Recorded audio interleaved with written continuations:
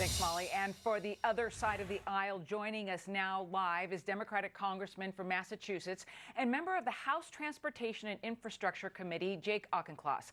He also serves on the House Financial Services Committee. Congressman, thank you so much for being here. As you heard your colleague on the other side of the aisle, he took a few punches there at the president and your party. Let's begin with energy. I want to start by putting up a tweet that you sent out at the end of last month. It reads, quote, Democrats are not going to budge. We are dedicated to a 100% clean energy future. But my generation from both sides of the aisle should come together so that we are the last one for which clean energy independence is a partisan issue. With that comment in mind and the fact that OPEC is planning a drawdown, a pullback on production in November, the president is planning to tap into the Strategic Petroleum Reserve, and the White House is making overtures toward Venezuela, is right now a time to be calling for this as opposed to boosting domestic production? Yes, it is.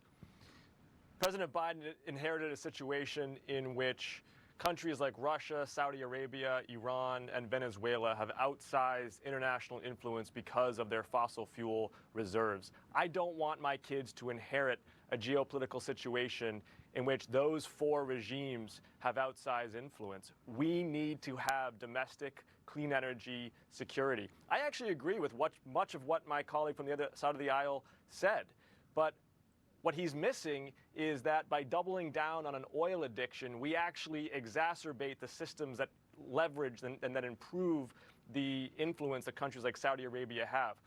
We are creating more jobs in this economy right now from clean energy than from fossil fuel energy. And by doubling down on clean energy, we can leave a planet with cleaner air and cleaner water for our children. I want the United States to be independent in our energy reserves. I think both parties agree on that. What the Republicans are missing is that we need to transition to clean energy for a healthier planet and for a more secure world. But doesn't the United States stand a chance of cleaner fossil fuel production than other countries, especially when you're talking about places like Venezuela? To quote one official who I talked to a couple of years ago on this, a barrel produced is a barrel produced. And if you're concerned about the overall effect of production on the climate, does it matter if it's produced in Venezuela versus the United States, where we actually have a chance of a cleaner future with that? What matters is that we need to start investing in our own energy reserves that are not fossil fuel based. We have to recognize that if we have 2 to 2.5 degrees of Celsius increase by 2050, this planet is going to be much less habitable and hospitable for our children, which means we need to transition to clean energy. We have less influence over what foreign nations are doing. We do have influence over what we do here. Offshore wind, geothermal, fusion, solar, improved battery technology, expanding transmission lines. All of these create good American jobs. All of these are things that Democrats have been investing in the 117th Congress.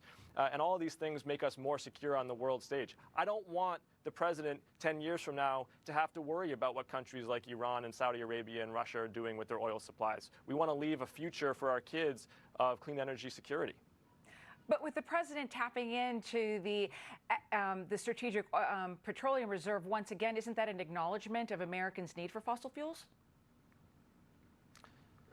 Nobody is saying that right now the United States is clean energy independent. That is the objective that we are sailing towards, and we're going to have to tack left and right as the wind and the waves hit us, because there's no question that our economy is fossil fuel dependent right now. That's exactly why Democrats 2 months ago passed the Inflation Reduction Act, which included within it the biggest, boldest climate action and clean energy investment in history. We're going to train people to work in clean energy sectors like offshore wind, which will help rejuvenate huge chunks of Massachusetts, solar, battery technology. We're talking about the fastest growing fields of the future, and I want Americans to lead the way here.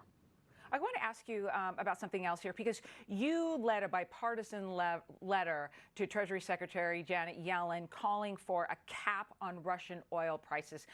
Can you discuss with us the strategy behind this? Yes. The objective is twofold. One, lower gas prices for Western consumers, both in Europe and in the United States. Two, to asphyxiate the Kremlin war machine to deprive Vladimir Putin of the hard currency he needs to wage war on Ukraine.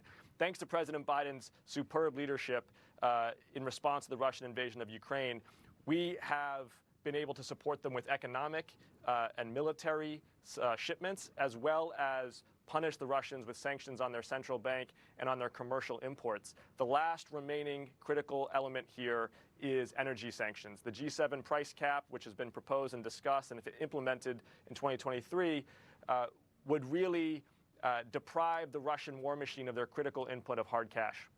Now, on the topic of Russia, the president used this term Armageddon when referring to the situation with Russia. The White House had to do a little walking back on that. Is it responsible for the president to be using a term like Armageddon when our strategic position has not changed on nuclear weapons? The president was using an offhand hyperbolic flourish to describe a very real and significant scenario in which he is facing down a maniacal dictator who is increasingly backed into a corner because he's losing that war in Ukraine. I think we're seeing acts of desperation in his nuclear saber rattling, although I think it's important to underscore that there has been no change in the Russian nuclear posture. And also we're seeing the saber rattling through OPEC with the cutbacks on production. It's a sign of Vladimir Putin losing this war. And we need to double down on our support for Ukraine. We're going to stand by them in this winter to come. Democratic Congressman Jake Auchincloss, thank you so much for the conversation today. We appreciate you coming on. Have a good one.